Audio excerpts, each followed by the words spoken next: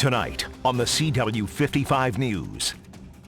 A night of national celebration turns into a night of mourning. Dozens dead after an attack in southern France. Donald Trump makes his VP choice. What will that decision add to the Republican ticket? Plus, an invocation from a devil worshiper causes chaos at tonight's Pcola City Council meeting. And we'll talk to the Blue Angels ahead of a very special weekend of flying over Pensacola Beach. This is the CW55 News at 9. Powered by the News 5 Network. Hi everyone, I'm Peter Albrecht. Thanks for joining us tonight on the CW55. Let's get started with our top 9 stories at 9 o'clock. On a day of celebration, terror strikes. It happened in Nice, France. Witnesses say a truck plowed into a crowd celebrating Bastille Day. The Nice prosecutor's office says the attack killed at least 77 people, and investigators believe the driver of the truck was motivated to kill.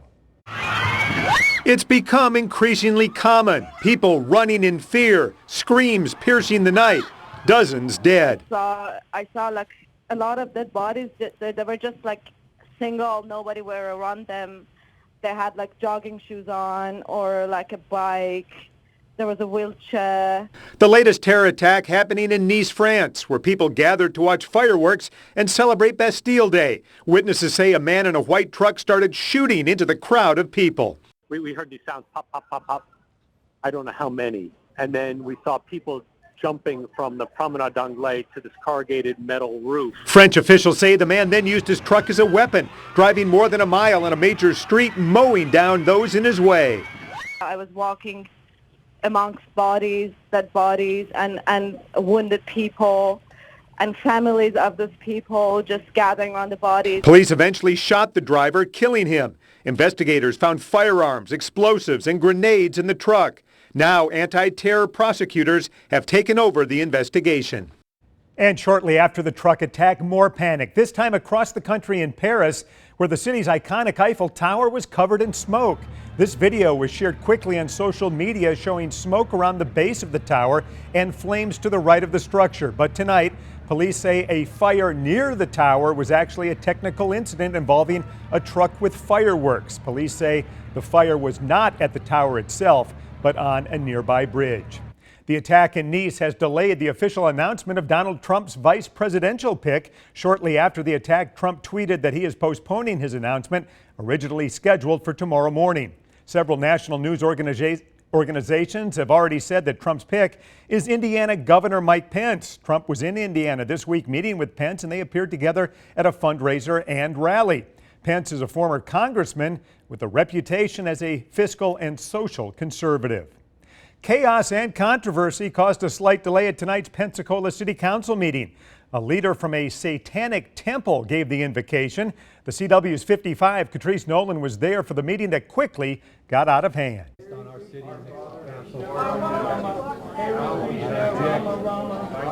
The invocation started by David Soar, a representative of the Satanic Temple, and the crowd recited the Lord's Prayer. Please maintain order. I appreciate that.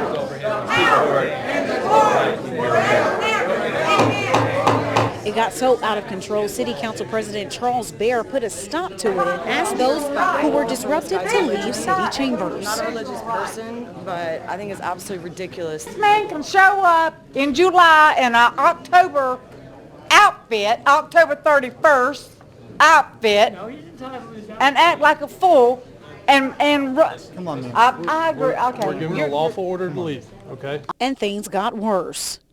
It is done.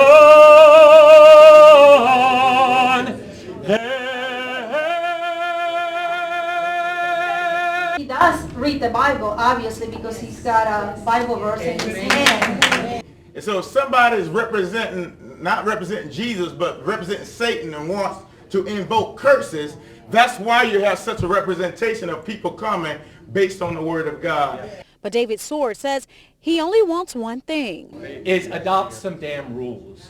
Quit pandering for votes.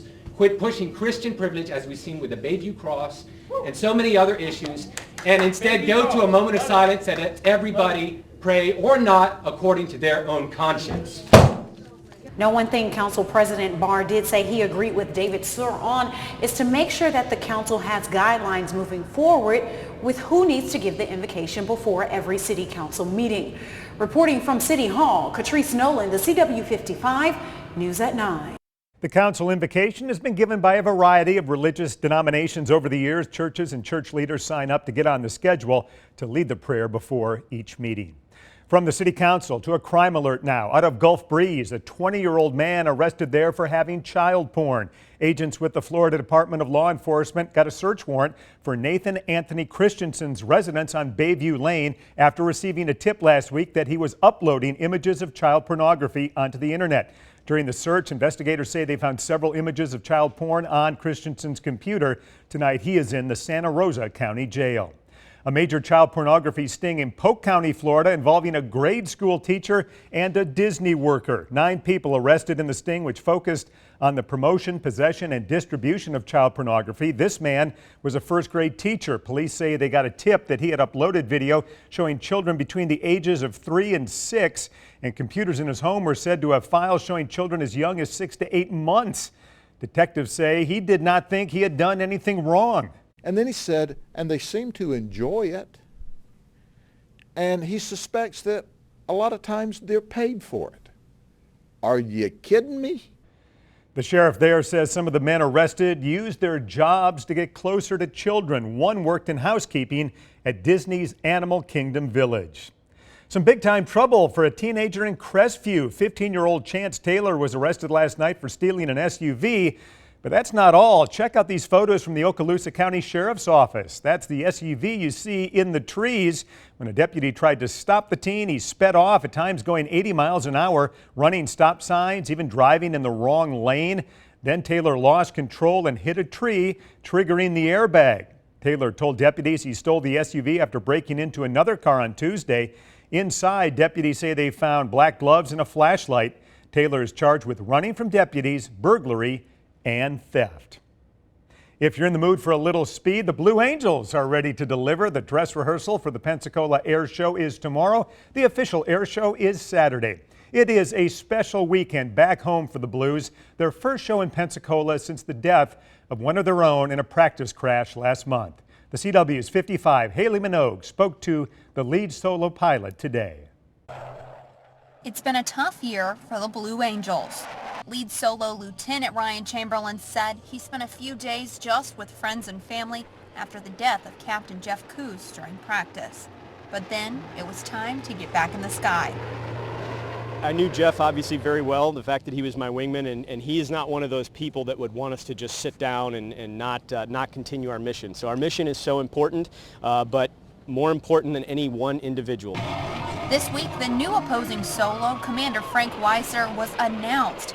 He served as a Blue Angel from 2008 to 2010. In a surprise we learned just this morning, Commander Weiser joined Lieutenant Chamberlain in a 2-seater plane during practice this afternoon. Obviously very bittersweet to have him back, but he and I do have a history. Over the course of the next 2 or 3 weeks, he's actually here right now in town this week to observe, and he'll fly with me today as a matter of fact, and then he'll start his training pipeline, get current back in the Hornet, as well as do the necessary safety measures. As one pilot prepares to begin, Lieutenant Chamberlain is nearing the end of his time as a Blue.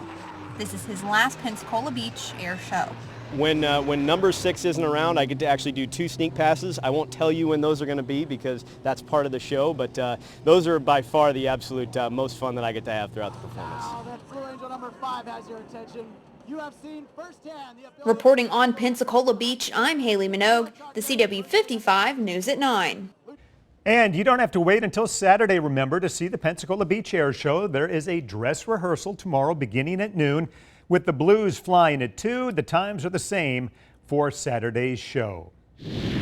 An update on plans for a new Escambia County jail. Today, a big step toward building that new jail. The county commission agreeing today to pay $4.5 million to buy land next to the existing jail. Surveillance video shows the natural gas explosion that ripped through the jail back in April of 2014. 2 people were killed, 184 others were hurt. A ruptured gas line in the laundry room of the jail caused that explosion. The building was condemned, and inmates are being held at several other facilities around the area. Okay, Alan Seals is here now. We've got the dress rehearsal tomorrow, the big show on Saturday. So, of course, everyone wants to know the Blues going to have to dodge a few thunderstorms here and there. Not so much the Blues, but the spectators, because people are out there for many hours, and you get the thunderstorm that lasts 20, 30 minutes. So that's the possible scenario for tomorrow. Look at the latest radar. Our wet weather has faded along the coastline for now, but if you look way up at the top of the screen in central Mississippi, there's another band of thunderstorms. Typically this time of the night, once the sun has gone down, everything calms down, but this band of thunderstorms right along Interstate 20 is drifting toward us. Now, I'm not certain that it's going to make it to us, but it may actually disrupt our weather for tomorrow in a positive way. In a somewhat negative way, that blue box in central Mississippi, that is a severe thunderstorm watch. So even if we get some thunderstorms here, it's not to say they'll be severe, but it is to say when you watch the forecast map that we'll get our thunderstorms that come in and pass through. So here's what I mean by disruption. The last several days, the thunderstorms have started in the morning, moved inland during the afternoon. Well, tomorrow, we may not get much in the morning, but that means we could see more in the afternoon. Here's what we have right now at Pensacola's airport, 77 degrees with the winds out of the northwest at 5 miles an hour. Northwest because of those thunderstorms we had earlier that have sent some cooler air toward the coastline. Our temperatures as we start tomorrow morning, they're really not going to be much different than they are right now. Early in the morning, just 10% coverage of any thunderstorms. Toward lunchtime and afternoon, that coverage goes to about 30 to 40%. And then as we head into the weekend, these numbers will be very similar. I'll talk more about that in your forecast in a few minutes. Coming up, big news for Baldwin County and a plan to house migrant children there. And another fight, this time a man just wants to keep his beloved pet. Details when the CW 55 News at 9 continues.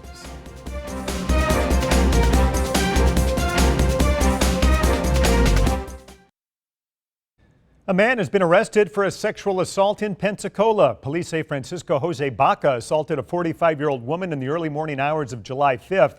The alleged victim says Baca was pushing a bicycle near the intersection of Cervantes and M and approached her, walking with her for a short time before forcing her behind a building and attacking her.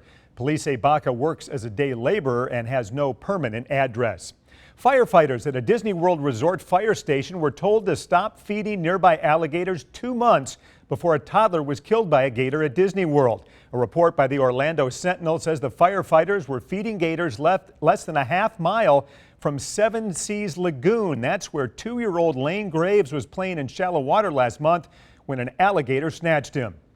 No swimming signs were posted on the beach at that resort at the time, and not long after, the resort started putting up fencing and signs warning of alligators. Orlando police say there was a break-in at the Pulse nightclub just hours after law enforcement released the nightclub back to its owner. The Florida Department of Law Enforcement and Orlando police ended their control of the property on Wednesday and turned it back over to the club's owners. Shortly after that, someone broke into the business. Now, how did you know? Were things missing? No, just a kicked-in door. I'm sure it was media. The Pulse was the site of the worst mass shooting in modern U.S. history when Omar Mateen opened fire there June 12th, killing 49 people and injuring 53 others. Mateen was killed by police. A temporary victory for officials fighting to keep unaccompanied migrant children out of Baldwin County. It won't happen, at least this year. The federal government's plan was to use abandoned airfields in Silver Hill and Josephine to house minors who came into the U.S. illegally. That idea did not sit well with people in Baldwin County, especially elected officials. County commissioners made phone calls and wrote a letter to the Department of Health and Human Services, and Lower Alabama Congressman Bradley Byrne also got involved. This is simply a bad idea no matter how you look at it. So we got to work on it right away. We communicated multiple ways to the federal officials involved, and then we actually were able to put an amendment on one of our appropriations bill that would have prohibited the use of federal funds for it. Fantastic news, and I think this is what you see, this is the result of having great cooperation and partnership between state, federal, local, municipal folks, all who are on the same page with this. Now, just last month, the public was invited to listen in during a conference call on the issue between Baldwin County commissioners and officials in Washington with Health and Human Services. Now, Chief Meteorologist Alan Seals. Another summer day with thunderstorms and temperatures that were right at average this morning. We reached 91 this afternoon. That's close enough to average, but I want you to focus on the extremes. Now, these are the temperatures we could see on either side. A record low of 65 degrees and a record high of 106. That was in 1980. Do you remember that? 106 degrees? That would leave an impression on most of us. Right now, things are really tolerable considering how mild or how warm it's been lately. The rain we had has cooled temperatures down. So Milton's at 73 degrees, Navarre at 75, and in Robertsdale also 73 degrees. The rain today, at least at Pensacola's airport, about 3/4 of an inch. Mobile's airport, about 1/4 of an inch. And look at the numbers for the month. Pensacola, 5 inches. Mobile, just over 2, so we are a couple inches above average for the entire year, and we are not done yet. We have a way to go before we're totally done with the rain.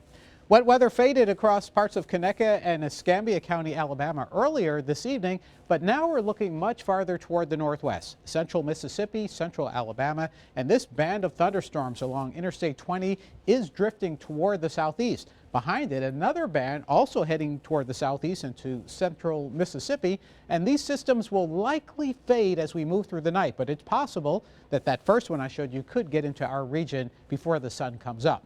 Currently, a severe thunderstorm watch for central Mississippi. Typically at night, the weather calms down, but not always. And these are scenes we've been seeing more of lately. You know, when lightning strikes, it doesn't just do nothing. Trees hit by lightning. This one on the left in Fairhope, the one on the right in Mobile. And notice it's just a little skinny strip of bark that came off the tree on that case. The other case, the bark blown off and the inside of the tree actually was kind of split apart. Depends on the moisture in the tree. And if the moisture, not if, but when the moisture is converted to steam, it creates pressure and blows the tree outward. So it could be the bark, it could be the whole tree. Either way, you don't want to be near it. Tomorrow morning, 10% coverage of thunderstorms, temperatures in the mid-70s at 7 a.m. Noontime, late afternoon, we'll get into the upper 80s just to near 90. And that's when we'll see our rain coverage go up to 30, maybe 40%, maybe even 50 before it fades with the sun. Temperatures, low 90s along the Gulf Coast because we'll get our afternoon thunderstorms. Same old pattern for us. Now that's midday tomorrow, and if you're planning for the air show on Saturday, just about the same story. It's going to be hit or miss showers and thunderstorms that won't last too long. They go away mostly at night, and on Sunday, there we are. You've seen that before. You know what it means. For the rest of tonight, just an isolated thunderstorm, unless we see those coming in from the northwest. We'll keep our temperatures right where they are in the mid-70s. Still a light southwest wind tomorrow with temperatures getting pretty close to 90 degrees, and that's when thunderstorms will regenerate. So 50% at most rain coverage tomorrow, just down a little bit as we hit Saturday and Sunday. It looks like 40% for both of those days. And then Monday, Tuesday, Wednesday, Thursday, that's a little more typical. Note the rain coverage down to 30%, but focus on the temperature trend. We are warming up between Saturday and midweek next week. We'll go from the low 90s back into the mid 90s, and that's scorcher torture. Thanks, Alan. It was a beautiful morning along Florida's Gulf Coast today to say goodbye to a couple of sea turtles. Crews from the Gulf World Marine Institute carried the turtles to the waters on Inlet Beach near Panama City. Now that's Erica, a loggerhead sea turtle, as some of the first waves of salt water from the Gulf splash onto her. She was rescued back in April. She had pneumonia at the time. Crews also released Jarhead, a young green sea turtle. Her flippers were flapping as she was carried to the water. Jarhead was rescued in May and had anemia. But officials say after a lot of TLC, both sea turtles are now diving well and doing well. They're strong and healthy and ready to return to their natural habitat. So the turtles are free, but the gators not so much. A South Florida man is refusing to back down, though, after Fish and Wildlife officials told him that the alligator he's had as a pet for nearly 50 years has grown too big to roam in his yard. David Van Buren has had Gwendolyn for the past 47 years since he was a 9-year-old boy. He even took the gator to college. Gwendolyn likes to hide around his yard and play in his pool, but some neighbors have complained, and Fish and Wildlife investigators say at 13 feet, Gwendolyn is now just too big to be hanging out in that yard in Coconut Grove. They don't want to take the gator away, though. They just want to make sure that it's locked up. Once we received the complaint about the alligator in the backyard, we started our investigation.